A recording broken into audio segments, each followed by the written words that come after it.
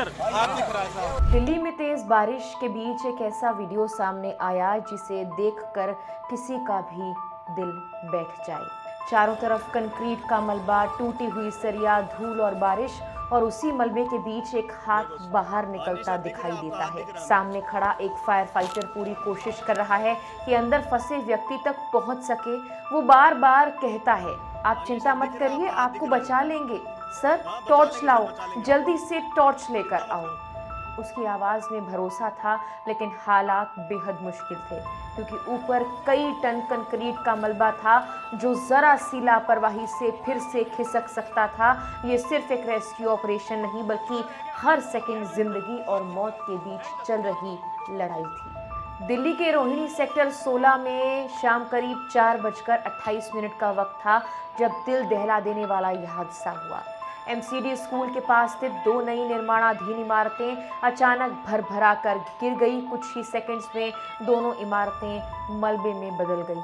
जहां कुछ पल पहले मजदूर काम कर रहे थे, वहां सिर्फ धूल का गुब्बार, चीख पुकार और मदद की आवाजें सुनाई दे रही थी। उसी समय दिल्ली के कई इलाकों में तेज बारिश भी हो रही थी। हालांकि अधिकारियों ने अभी तक ये पुष्टि नहीं की कि बारिश ही इस हादसे की वजह बनी या फिर कुछ और।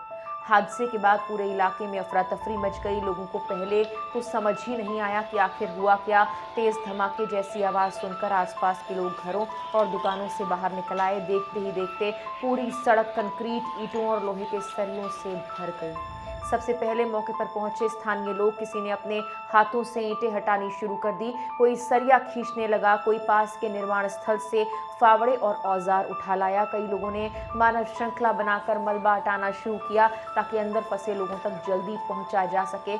उस समय किसी ने अपनी सुरक्षा की परवाह नहीं की। हर कोई सिर्फ एक कोशिश कर रहा था, किसी तरह से जो लोग हैं उनकी जान बचाई जाए। कुछ ही देर में Delhi police, Delhi fire service, NDRF और दूसरी आपातकालीन एजेंसियां मौके पर आई।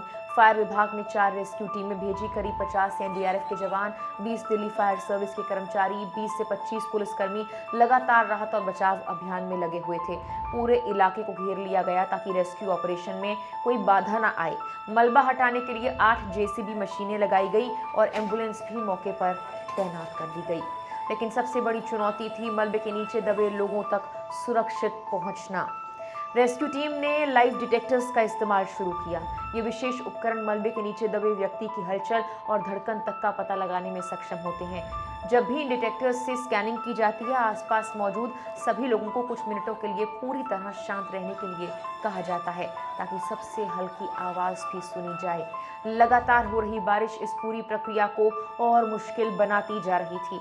सोशल मीडिया पर सामने आए वीडियोस ने पूरे देश को भावुक कर दिया। हाइड्रोलिक कटर से भारी कंक्रीट की स्लैब हटाई जा रही थी। एक फायर फाइटर खुद मलबे के ऊपर लेटकर एक छोटे से छेद से अंदर झांक रहा था। तभी मलबे के नीचे से एक हाथ बाहर आता है। ये दृश्य किसी फिल्म का नहीं बल्कि हकीकत का था। फायर फाइटर लगातार ये कह रहा था कि आप चिंता मत करिए, आपको हम बचा लेंगे। उसकी ये आवाज सुनकर वहां मौजूद कई लोगों की आंखें नम हो गई। स्थानीय निवासी गणेश के मुताबिक हादसा अचानक हुआ। उन्होंने बताया कि ये इमारत करीब 2 साल से बन रही थी। 4थी मंजिल तक निर्माण पूरा हो चुका था। इन दिनों सिर्फ फिनिशिंग का काम चल रहा था। अगले महीने यहाँ गृह प्रवेश की तैयारी भी थी, लेकिन जिस इमारत में लोग रहने का सपना देख रहे थे, वो कुछ ही सेकेंड्स में मौत का मलबा बन गई। एक और स्थानीय निवासी ने बताया कि अगर उसी दिन यहाँ लगने वाला फ्राइडे मार्केट लगा होता तो यह हादसा और भी भयावह हो सकता था। उस समय इलाके में काफी भीड़ रहती है। सौभाग्य से बाजार नहीं लगा, वरना मरने वालों की संख्या कहीं ज्यादा हो सकती थी। स्थानीय लोगों का यह भी कहना है कि इस इलाके में बड़ी संख्या में मजदूर और उनके परिवार रहते हैं। कुछ मजदूर कई दिनों से इमारत के ग्राउंड फ्लोर पर ही रह रहे थे। इसीलिए शुरुआत से ही आशंका जताई जा रही थी कि मलबे के नीचे सिर्फ मजदूर ही नहीं बल्कि उनके परिवार के सदस्य भी फंसे हो सकते हैं। प्रत्यक्षदर्शी अंकुर दुबे ने मीडिया से बात करते हुए कहा, हादसे के वक्त वो वहीं मौजूद थे। उनके मुताबिक अधिकांश निर्माण कार्य पूरा हो चुका था, सिर्फ फिनिशिंग बाकी थी। उन्होंने आशंका जाहिर की कई लोग मलबे में दबे हो सकते हैं। जांच में यह भी सामने आया कि सिर्फ एक नहीं बल्कि G4 पॉकेट सेक्टर 16 में 2 नई इमारतें और भी पूरी तरह ढह गई। दोनों इमारतों का मलबा सड़क पर फैल गया। स्थानीय लोगों ने पुलिस को बताया कि अंदर कई मजदूर काम कर रहे थे, जिसके बाद एनडीआरएफ, दिल्ली फायर सर्विस और कई एजेंसियों को बुलाया गया और संयुक्त रेस्क्यू ऑपरेशन भी चलाया गया। रेस्क्यू ऑपरेशन पूरी रात और अगले दिन भी चलता रहा। शुरुआत में एक व्यक्ति को मलबे से निकालकर अस्पताल ले जाया गया, लेकिन डॉक्टर्स ने 42 वर्षीय मैकेनिक राम को मृत घोषित कर दिया। वहीं एक मजदूर सद्दाम को जिंदा बाहर निकाल दिया गया है। इसके बाद जब मलबा हटाया गया तो 2 और शव बरामद हुए। उनकी पहचान 24 साल के मजदूर काफे और 62 साल के रामदुआ के रूप में हुई। रामदुआ उसी इमारत के मालिक के पति बताए जा रहे हैं। इस तरह इस दर्दनाक हादसे में अब तक 3 लोगों की मौत की पुष्टि हो चुकी है, जबकि एक मजदूर का इलाज जारी है। पुलिस के मुताबिक राहत और बचाव अभियान लगभग पूरा हो चुका है। हालांकि मलबा हटाने का काम अब भी जारी है, ताकि ये सुनिश्चित किया जाए कि उसके नीचे कोई और व्यक्ति तो नहीं फंसा है। इस हादसे के बाद पुलिस ने मामला दर्ज कर जांच शुरू कर दी। अधिकारी ये पता लगाने की कोशिश कर रहे हैं कि दोनों इमारतों का मालिक कौन था, निर्माण किसके जिम्मे था, क्या सभी जरूरी मंजूरियां ली गई थी और हादसे के वक्त अंदर कितने लोग मौजूद थे।